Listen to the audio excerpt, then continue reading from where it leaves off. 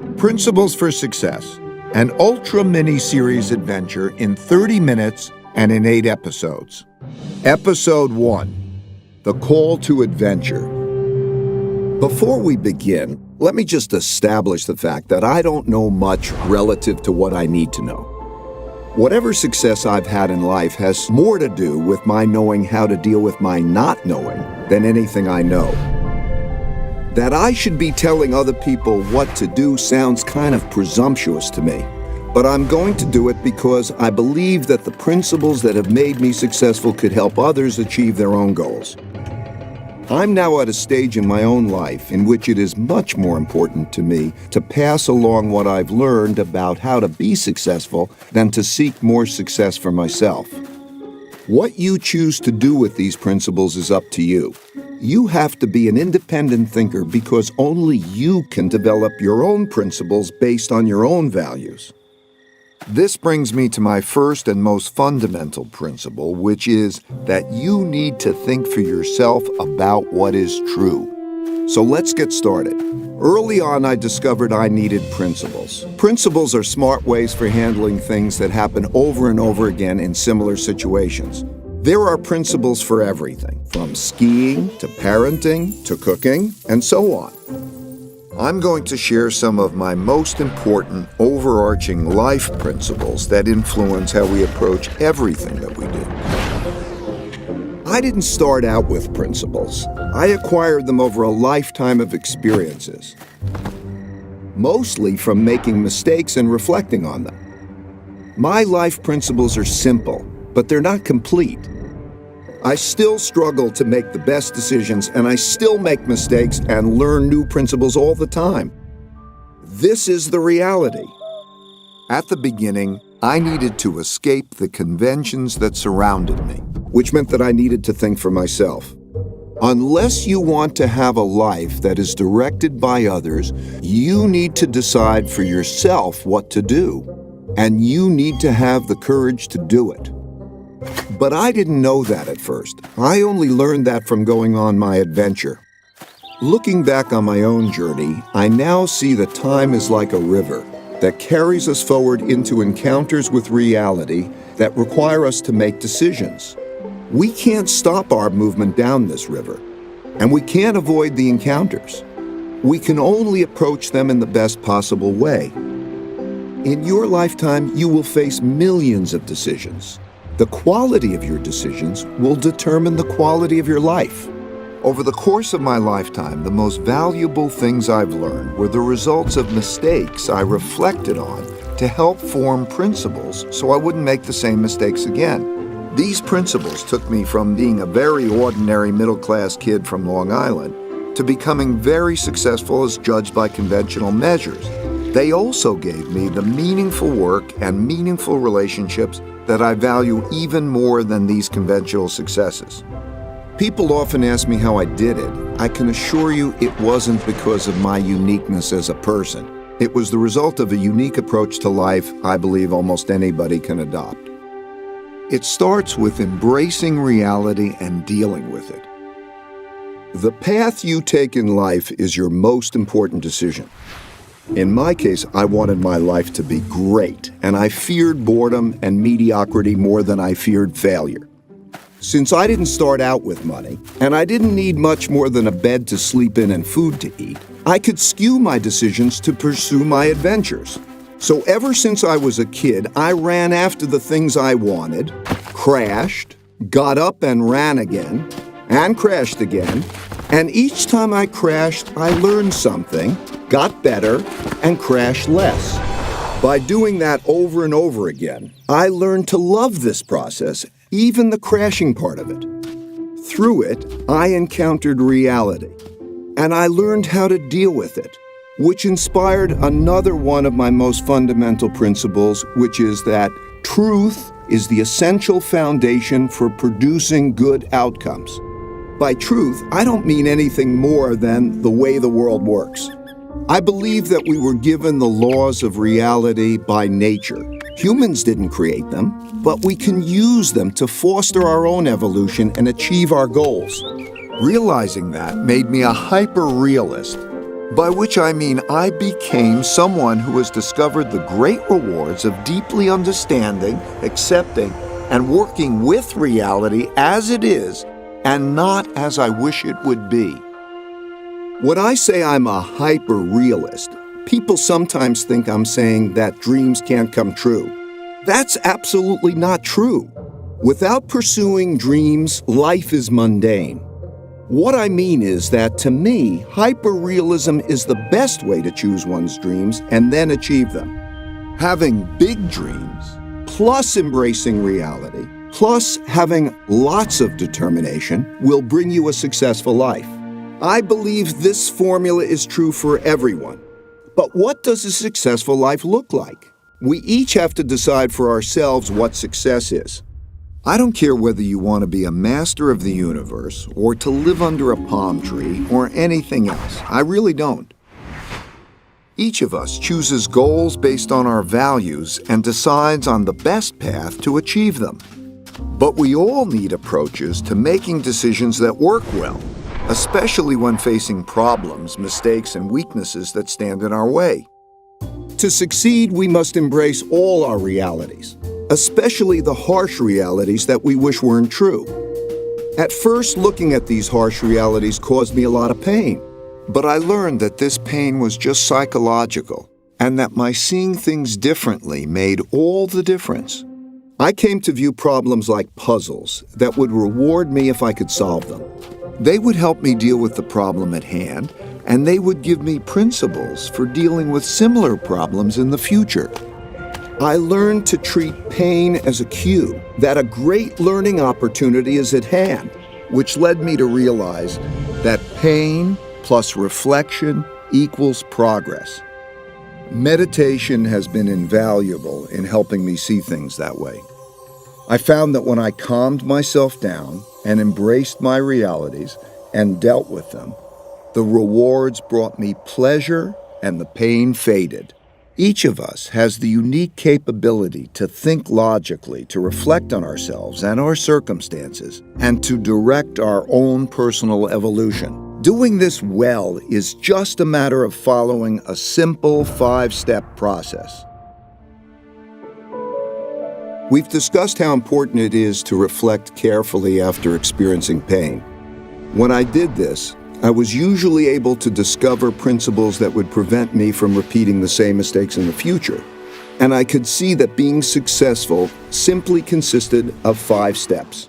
Step 1 is to know your goals and run after them. What is best for you depends on your nature, so you need to really understand yourself and know what you want to achieve in life. Step 2 is to encounter the problems that stand in the way of getting to your goals. These problems are typically painful. If handled badly, some of them can lead to your ruin. But to evolve, you need to identify those problems and not tolerate them. Step 3 is to diagnose these problems to get at their root causes. Don't jump too quickly to solutions. Take a step back and reflect in order to really distinguish the symptoms from the disease. Step 4 is to design a plan to eliminate the problems. This is where you will determine what you need to do to get around them. And step 5 is to execute those designs, pushing yourself to do what's needed to progress toward your goal. A successful life essentially consists of doing these 5 steps over and over again. This is your personal evolution, and you see this process everywhere. It's just a law of nature. Think of any product, any organization, or any person you know, and you will see that this is true for them. Evolution is simply a process of either adapting or dying. Conceptually, it looks just like the 5-step process I've described. As you push through this often painful process, you'll naturally ascend to higher and higher levels of success. I found that when I did it better, my struggling never became easier, because the more capable I became, the greater the challenges I would take on. Because different people are strong and weak at different things, most people can't do all 5 steps well. Not facing this reality means you could stretch further than you should. And as the heights get greater, your falls could also be greater. Sometimes terrible things happen to all of us in life. They can ruin us, or they can profoundly improve us, depending on how we handle them. Something like this happened to me in 1982. We progress forward until we encounter setbacks. Whether or not we get out of them and continue forward or spiral downward depends on whether or not we're willing to face the failure objectively and make the right decisions to turn the loop upward again. Something terrible happened to me in 1982 when I bet everything on a depression that never came. The period between 1979 and 1982 was one of extreme turbulence for the global economy, the markets, and for me. And I believed that the U.S. economy, with the world economy tied to it, was headed toward a catastrophe. This view was extremely controversial. I wanted the great upside and very publicly took a big risk and was wrong, dead wrong. After a delay, the stock market began a big bull market that lasted 18 years, and the U.S. economy enjoyed the greatest growth period in its history. This experience was like a blow to my head with a baseball bat. I had to cut my losses so that my company, Bridgewater, was left with one employee. Me. I was so broke I had to borrow $4,000 from my dad to pay my bills. But even worse was having to let go the people I cared so much about. I wondered whether I should give up my dream of working for myself and play it safe by working for someone else in a job that would require me to put on a tie and commute every day.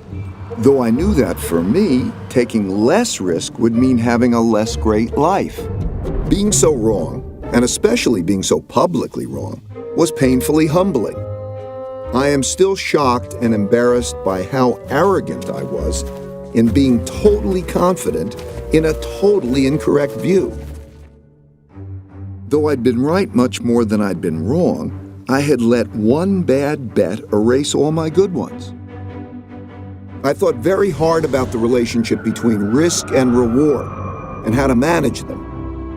But I couldn't see a path forward that would give me the rewards I wanted without unacceptable risk. This kind of experience happens to everyone. It will happen to you. You will lose something or someone you think you can't live without, or you will suffer a terrible illness or injury, or your career will fall apart before your eyes. You might think that your life is ruined and that there's no way to go forward, but it will pass. I assure you that there is always a best path forward, and you probably just don't see it yet. You just have to reflect well to find it. You have to embrace your reality. Sometimes things happen that are hard to understand. Life often feels so difficult and complicated, it's too much to take in all at once. My deep pain led me to reflect deeply on my circumstances. It also led me to reflect on nature because it provides a guide for what's true. So I thought a lot about how things work, which helped to put me and my own circumstances in perspective. I saw that at the Big Bang, all the laws and forces of the universe were created and propelled forward, interacting with each other as a perpetual motion machine, in which all the bits and pieces coalesce into machines that work for a while, fall apart, and then coalesce into new machines. This goes on into eternity. I saw that everything is a machine.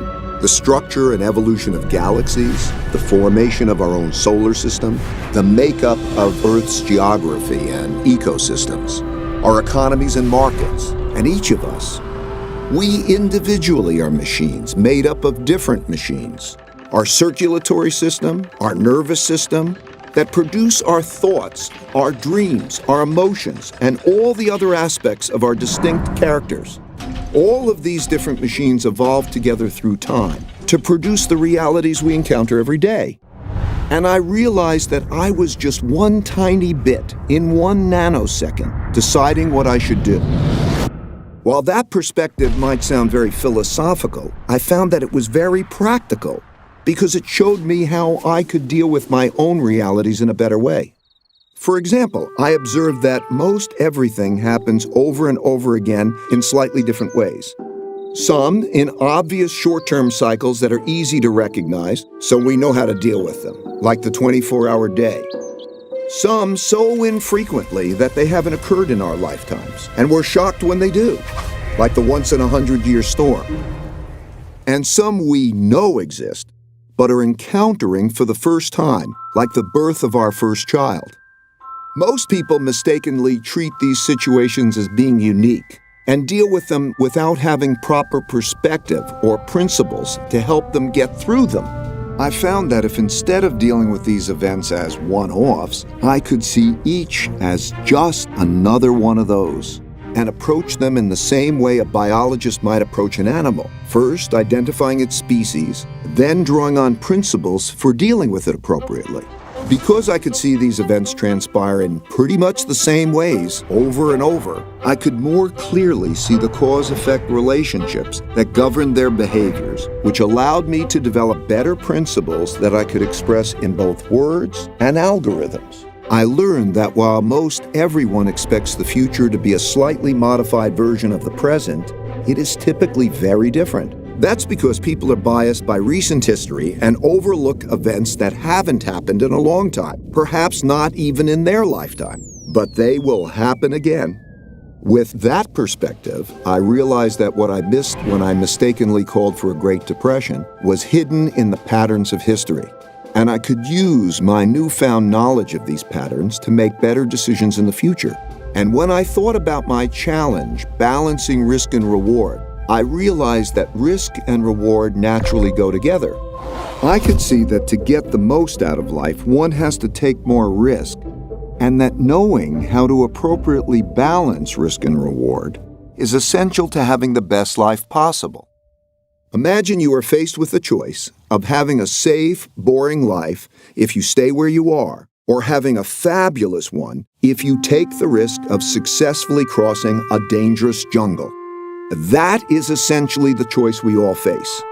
For me, the choice was clear, but that doesn't mean the path forward was without challenges. I still needed to face two big barriers that we all must face. I can't tell you which path in life is best for you because I don't know how important it is for you to achieve big goals relative to how important it is for you to avoid the pains required to get them. This is the courage I spoke of earlier, and we each have to feel these things out for ourselves. After my big mistake in calling for a depression, I had come to one of life's forks in the road, as we all do. If I made the choice to take a normal job and play it safe, I would have ended up with a very different life than the one I had.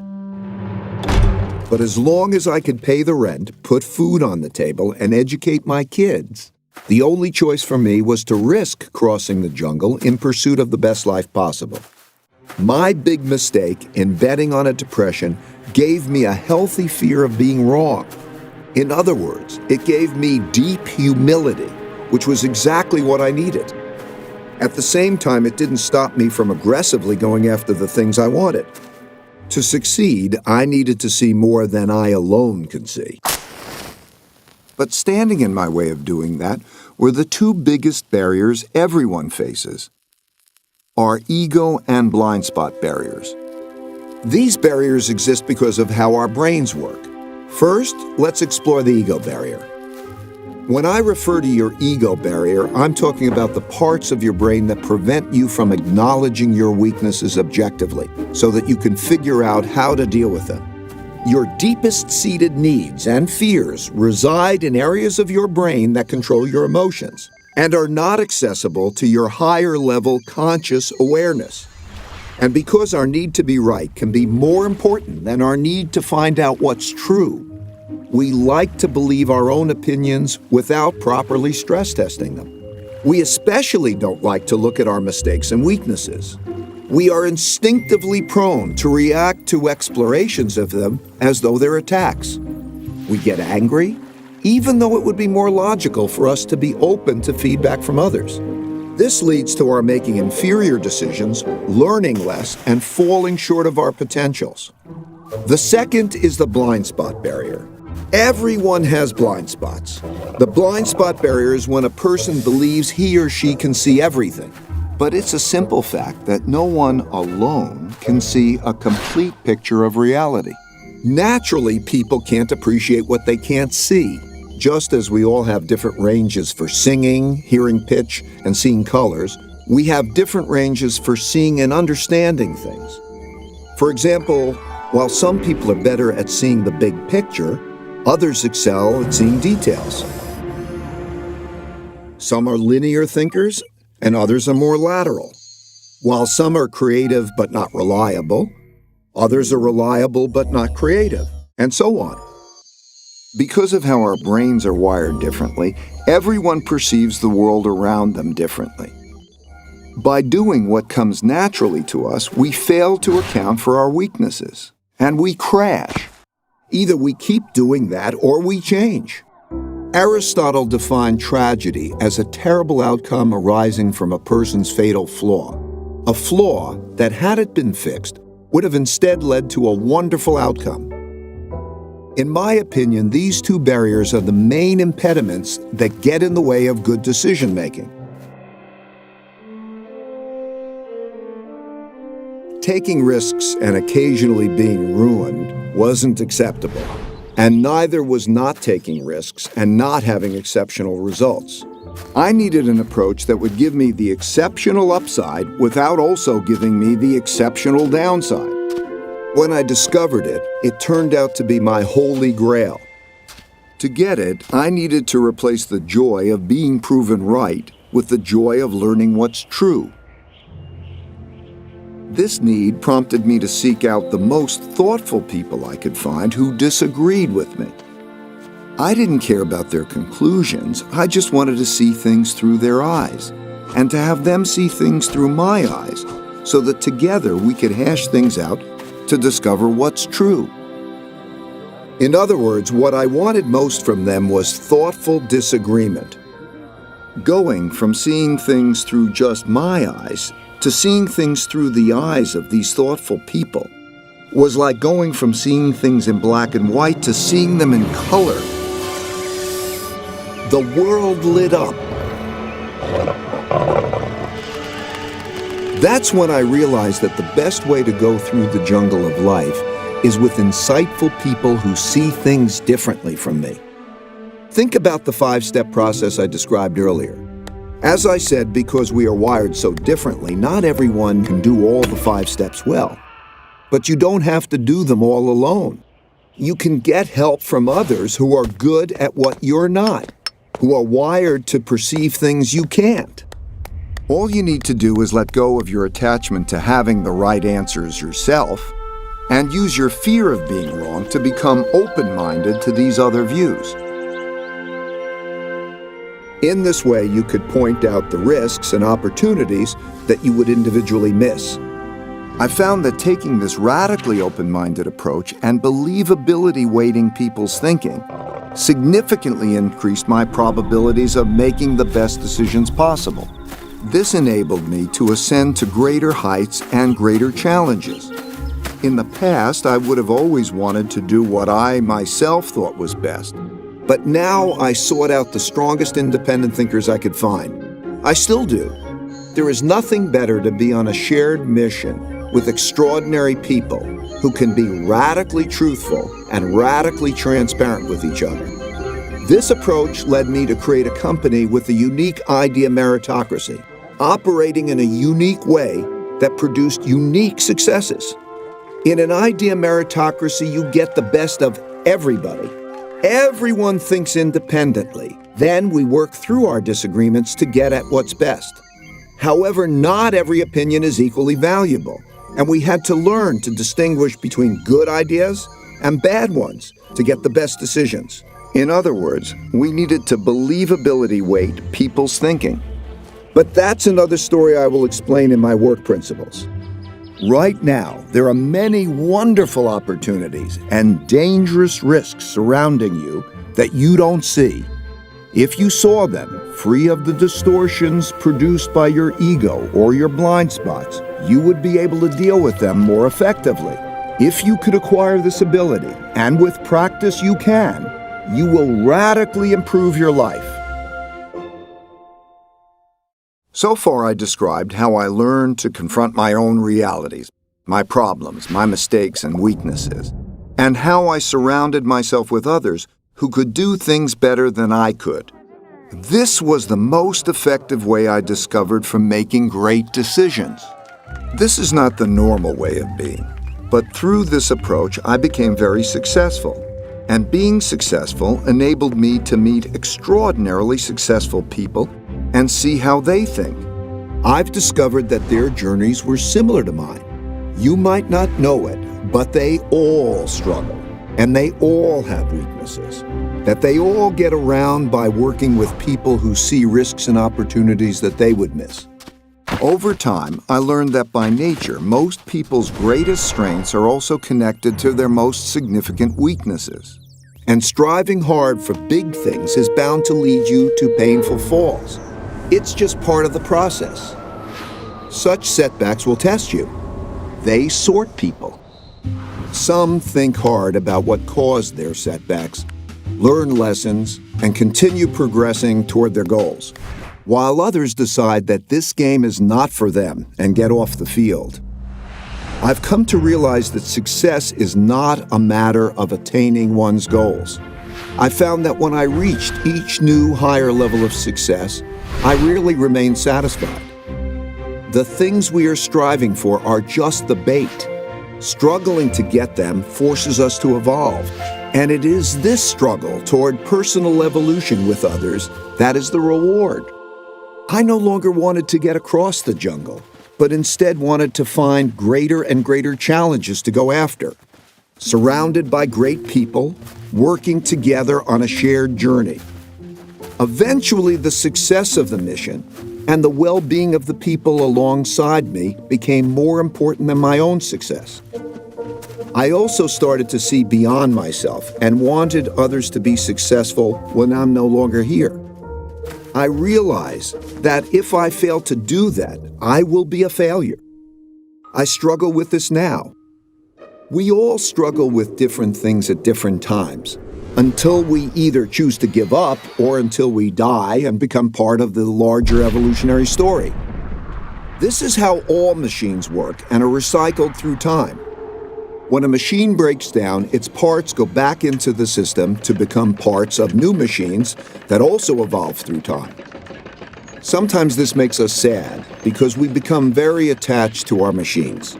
But if you look at it from the higher level, it's really beautiful to observe how the machine of evolution works. Now you must decide for yourself how you will evolve.